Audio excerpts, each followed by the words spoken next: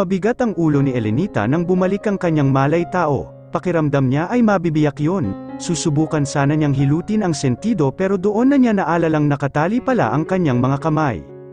Napatingin siya sa kanyang buong paligid, bukod sa silyang inuupan niya ay wala nang ibang gamit sa buong kwarto. At bukod rin sa isang bambilyang ilaw ay halos wala na siyang maaninag, ni mga ilaw sa labas ng salaming binata ay wala siyang makita, they must be. Sa isang malayong lugar pinilit ni Elenita na alisin ang pagkakatali niya nang may marinig na yabag ng paa. I'm sorry, Elenita, hindi kita pwedeng pakawalan. Napaangat ng tingin si Elenita at nakita si Bernard na nakatayo sa may pinto, may nakakalokong ngiti ito sa lobby. Pakawalan mo ko rito, utos niya sa lalaki. Oh no, alam mo namang hindi yan pwede diba? Ano bang problema mo, Bernard, ba't mo ako ginag-anito? Wala akong problema sa'yo, pero sa taong parating ngayon, meron. Doon na siya kinabahan, sinong darating hindi kaya si. Naputol ang lahat ng nais niyang sabihin nang makitang papasok sa loob ng kwarto ang isang grupo ng mga lalaki, ang dalawa ay parehong nakasuot ng bonnet, mukhang sila yung dumukot sa kanya, at ang isang lalaki ay kamukha ng lalaking nagpapatibok ng kanyang puso. Kamukhang kamukha talaga nito si Sebastian. Elenita, halos mapaluha si Elenita nang masigurong si Sebastian nga ang lalaki. Bakit ka nandito? Mangiyak-ngiyak niyang tanong. Tinatanong pa ba yan? I'm here for you, pero di ba sabi mo ayaw mo sa akin? I tried keeping my feelings for you, I want to keep you safe away from him, kaya kita tinutulak palayo. Pero nalaman ni Bernard na totoo ang nararamdaman ko para sa'yo, ginamit ka niya para mapasunod ako. Hindi alam ni Elenita kung matutuwa siya o maiinis kay Sebastian. Natutuwa siya dahil sa wakas ay mahal din pala siya ni Sebastian, pero naiinis siya dahil bakit sa ganitong pagkakataon pa sila nagkaaminan ng damdamin. Pero bigla na lang niyang naalala ang babaeng pinagselosan niya. Paano si Pam?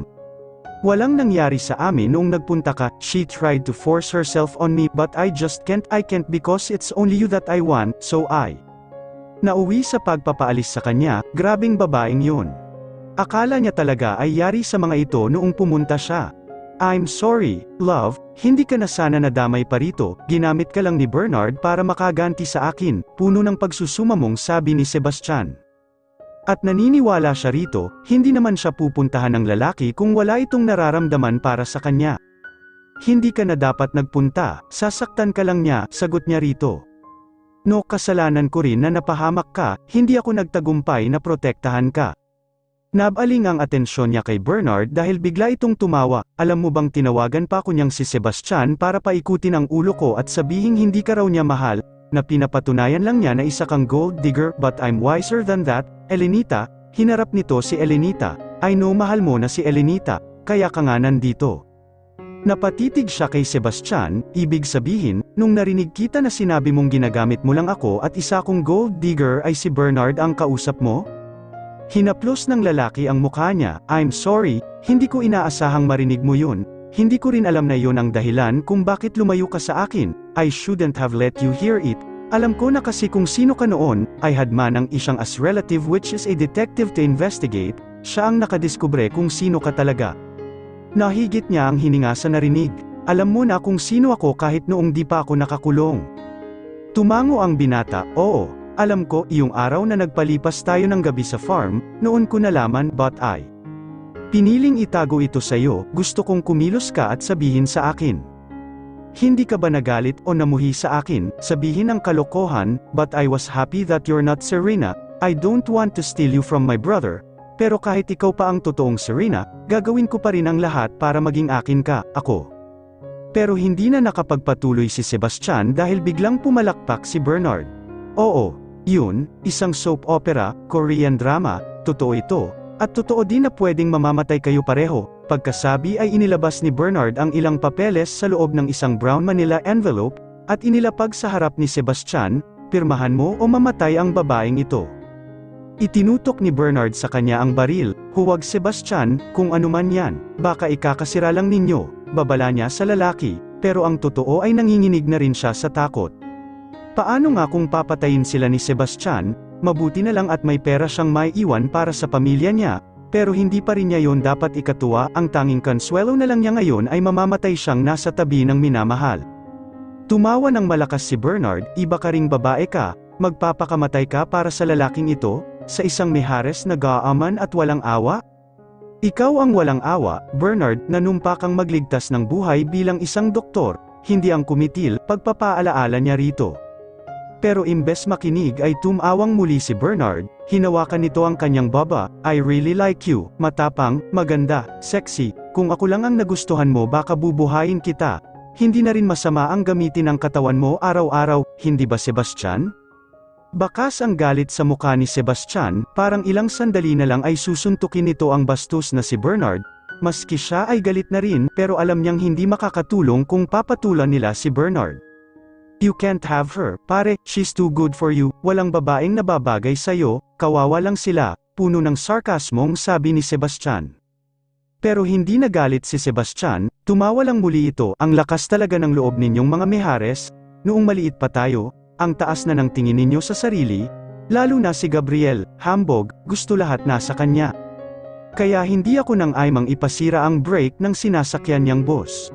Malinis na sana ang trabaho kung hindi ka lang nabuhay, Elenita, hinarap siya nito, ginulo mo ang plano ko, madali ko na lang sanang mapapatay si Anselma, kaya lang nagmamagaling kang maging nurse niya, kailangan ko pang magkunwaring may gusto sa'yo para mapasa akin ang naiwang kayamanan ni Gabriel, tinitigan siya nito sa mata, pero fake ka pala, hindi ikaw si Serena, and worse, nagpagalaw ka pa sa kakambal ni Gabriel, walang iba kung hindi ang isa pang hambog na si Sebastian.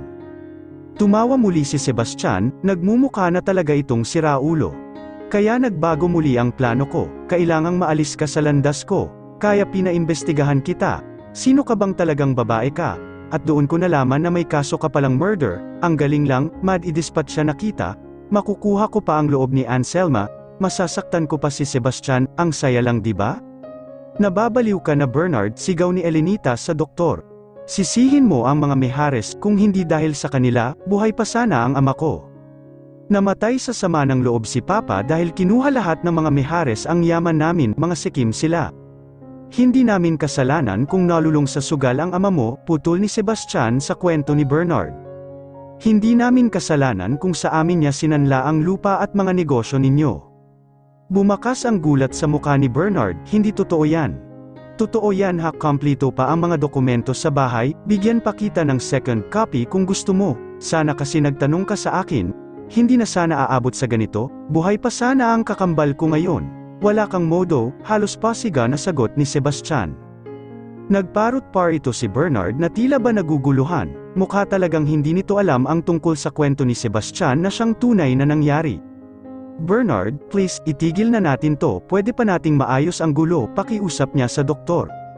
Pero imbes na sang-ayunan siya ay sunod-sunod itong umiling.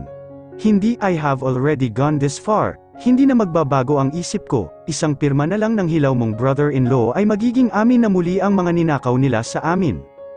Pagkasabi ay muli siyang tinutukan ng baril ni Bernard. Pirmahan mo na, Sebastian, kung hindi ay pasasabugin ko ang bungo ng babaeng ito. Napatitig sila ni Sebastian sa isa't isa. Pero wala siyang nababasang takot sa mga mata ng minamahal. Ano kaya ang plano nito? Mabubuhay pa kaya sila? Makikita pa kaya niya ang kanyang pamilya? Doon na ba magtatapos ang pagmamahalan nila ni Sebastian? Oo na, pipirma na ako. Pagkatapos lagdaan ni Sebastian ang dokumento ay agad kinuha ito ni Bernard at binasa. Lumitaw ang ngiti sa labi ng doktor. Good, ang dali pala nito, akala ko kailangan ko pa kayong i-torture, hindi tuloy magagamit ang mga hinanda kong kutsilyo, di bale, ito naman ang magagamit ko. Iyon lang at itinaas na nito ang hawak na baril at itinutok sa kanilang dalawa ni Sebastian, tumayo si Sebastian upang itago siya sa likod nito. Ako na lang, Bernard, huwag na si Elenita, maawa ka. Halos maduraj ang puso ni Elenita sa narinig mula kay Sebastian. Mahal nga siya nito, mahal na mahal para pag-alayan ng buhay. Pasen-isa ka na, pare, sagot ni Berard, pero personal na ito sa akin. Ah, siya nga pala, bago ko makalimutan, ako nga pala ang nagpadurog sa kamay mo. Hindi mo lang alam kung gaano kasarap noong makita kong di ka na marunong magpiano pagkatapos noon. Wala kang kasing sama, Bernard, osek niya rito, hindi na niya matiis ang kawalang hiyaan ng lalaki. Si Sebastian naman ay bakas sa mukha ang galit, pero hindi na gumagalaw sa kanyang tabi. Don't worry, I'll end all your misery, sabay kayong mamamatay ngayon. Nagkasa ng baril si Bernard at ganoon na lang ang pagkabigla niya nang itulak siya ni Sebastian pababa. Nasubsob silang dalawa nito sa sahig, kasabay niyo ng malalakas na putok ng baril, mukhang sa labas galing ang putok dahil basag ang mga bintana. Niyakap siya ni Sebastian ng mahigpit. Tila ba natatakot itong tamaan siya ng bala. Dumaan ang ilang segundo at nakita na lang niya si Bernard na wala ng buhay sa semento, kasama nito ang dalawang Aleppo Rays na parehong patay rin. Si Sebastian naman ay kinalagan siya at inalalayan siya para maupo. Doon na niya narinig ang boses ng mga pulis na papasok ng bahay. "Ligtas tayo," bulalas niya habang nakayakap kay Sebastian. Nakangiti ang lalaki at hinalikan pa siya sa labi. "I'll never let anyone hurt you, I love you." Naiiyak na siya sa sinabi ni Sebastian, parehong-pareho kasi sila ng nararamdaman ngayon. Nagyakap silang muli ni Sebastian nang mapansin niyang may kung anong basa sa likod ni Sebastian. Nang tingnan ang kamay ay doon na niya nakitang dugo pala yon. Sebastian, may tama ka." Pero hindi na nakasagot ang lalaki, nakapikit na ang mga mata nito. "Sebastian, no, gumising ka, stay with me, please, Sebastian, don't leave me." Hawak-hawak ang kumpol ng bulaklak ay binagtas ni Elenita ang pasilyo ng columbarium, dadalawin niya ang mga labi ng lalaking nagbago ng kanyang buhay. Pagdating sa harap ng pakay na urn ay binuksan niya ang salaming pinto niyon at inilapag ang bulaklak na dala. "Salamat, kung hindi dahil sayo ay wala rin ako sa kinatatayuan ko ngayon, binago mo ang buhay ko." Pinahid niya ang luha na nagsisimula ng umagos sa kanyang mga mata, napahawak siya sa kanyang puson at mapaklang napangiti. "Sana ay nakilala ka niya, alam ko kasing magiging mabuti ka sa kanya." Kung iba ang nakikinig sa mga sinasabi mo ay iisipin nilang si Gabriel ang ama ng pinagbubuntis mo. Napalingon siya sa kanyang likuran at bumungad sa kanya ang gwapong-gwapong asawa. "Sebastian, I missed you," bati niya sa minamahal. Galing kasi ito sa Manila para makipag-usap sa organizer ng charity event ng Pianists Guild of the Philippines. Matapos ang puso sa pusong usapan nilang mag-asawa ay pumayag na sa huli si Sebastian na subukang tumugtog muli ng piano, at buong puso niya itong sinusuportahan. "Mahal, 10 oras lang tayong hindi nagkita, hindi ako ng ibang bansa," natatawang sagot ni Sebastian. Lumapit ito sa kanya at saka siya ginawaran ng halik sa labi. "But I must say, I missed you too, as well as our little Gabriel." Ipapangalan nga ni na Elenita at Sebastian ang kanilang magiging anak sa kakambal ng huli na si Gabriel. Nais nila parehong manatili ang alaala ni Gabriel. "I brought some flowers as well para naman kay Serena," anes ni Sebastian. Inilagay nito ang bulaklak sa harap ng urn ni Serena na katabi lang ng sa asawa nitong si Gabriel. Matapos ang insidente ay agad nilang hinanap ang lobby ni Serena at ipina-cremate iyon. Matapos ang lamay, inilagak nila ang abo nito sa tabi ng asawang si Gabriel. Kahit man naging trahedya ang pagtatapos ng kwento ng pag-ibig, at least magkasama pa rin ang mga ito. Humingi na rin siya ng tawad kay Katrina at Vince tungkol sa pagkukunwari niya. Ang tanging kabayaran lang na magagawa niya sa mga ito ay ang patuloy na alagaan si Mama Anselma, si Sebastian at ang magiging anak niya. Agad naman silang nagkaayos ni Mama Anselma nang magkita sila sa ospital para ipagamot ang tama ng bala ni Sebastian sa balikat. Pareho silang humingi ng tawad sa isa't isa. Hindi rin may kakaila na sumigla si Mama Anselma dahil sa palagi niyang pag-aaruga rito. Nanatili kasi siya sa bahay ng mga Mijares matapos ang insidente. Dinala niya rin doon ang pamilya. Ang ina naman ni Elenita ay kasalukuyang nagpapagaling matapos ang kidney transplant. Gumaganda na rin ang kondisyon dahil tinanggap ng katawan nito ang bagong kidney, katuwang ni Elenita sa pag-aalaga ang kaisa-isang kapatid. Dinalaw din nila minsan ang puntod ni Bernard. Bago sila nagpakasal ni Sebastian ay sinigurado niyang hindi siya magkikimkim ng galit sa puso. Ang kinaawaan lang niya ay ang naiwan ni Bernard, ang ina nitong si Josie.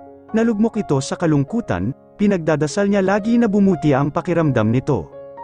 Nalaman din ni sa huli na si Sebastian ang kumontak ng abogado upang tulungan siyang makalaya. Gamit ang mga nakalap na ebidensya ng pamangking detective ni Manang Isyang ay mas lalong napagtibay ang kaso laban sa mag-asawang Cesar at Basilia. Ginamit pala ni Cesar ang nalalaman sa veterinary upang turukan ng gamot si Lolo Fidel. Tinututukan niya ang kaso upang tuluyang mapanagot ang mag-asawa sa ginawang kasalanan. Matapos nilang magdasal ay nagdesisyon na silang umuwi. Hapon na rin kasi at hindi mabuti sa kanya ang masyadong mapagod. Nasa unang trimester pa naman siya ng pagbubuntis. "Love, pwede ba tayong dumaan sa palengke, bumili tayo ng alimango, lutuin mo," hiling niya sa asawa. Love, ang weird na mga gusto mo these days, kahapon lang nagpaihaw ka ng hito, at dapat ako talaga mag-ihaw at hindi si Soleng. Hala, baby Gabriel nagrereklamo na ang tatay mo, ayaw tayong pakainin. Ito naman, nagtampo agad magluluto na po mahal na Reyna, bawi ni Sebastian. Natawa siya sa mukha ni Sebastian, para kasi itong biglang natakot nang tila magsumbong siya sa baby nila, kaya naman hinayla niya ito at saka ulong sa tenga. Nanlaki ang mata ni Sebastian nang marinig siya, sigurado ka, love? Ayaw mo yata, hindi ak gusto ko, na-miss ko rin yun simula noong magbuntis ka hindi na ako nakakatikim. Makakatikim ka na ulit, hinalikan siya ng asawa sa noo. Thanks love, na-miss ko talaga ang hilit mo sa likod ko. Ano, hindi naman hilit sinabi ko ha? Hindi ba, ano bang sinabi mo? Katunog noon pero hindi ano bang katunog noong hilit? Uminit ang kanyang pisngi, ewan ko sayo, baka marinig ka pa ng anak mo. Humalakhak si Sebastian na tila ba niloloko siya, sa inis ay mabilis siyang naglakad patungo sa kotseng sinakyan niya kanina at hindi sa dalang kotse ni Sebastian, pero bago pa man niya magawa iyon ay bigla na lang niyang naramdamang nakalutang na siya, binuhat na pala siya ng asawa. Katunog noon pero hindi ano bang katunog nung hilit? Uminit ang kanyang pisngi, ewan ko sayo, baka marinig ka pa ng anak mo. Magrereklamo na sana si Elenita pero nang hinalikan siya nito sa lobby ay hindi na niya mapigil ang mapangiti. Ikaw talaga, niloloko mo ako lagi, saway niya rito, huwag ka nang magtampo, si doktora na mismo ang nagsabi safe na activity yun, muling uminit ang kanyang pisngi sa kakulitan ng asawa, pero habang kalong-kalong siya nito ay doon na niya napatunayang mapagbiro talaga ang buhay, bubugbugin ka ng kamalasan pero babagyuhin ka rin naman ng swerte. At para sa kanya ay maswerte iyon, ang lalaking minahal siya ng walang kalakip na kondisyon, mapa si Serena.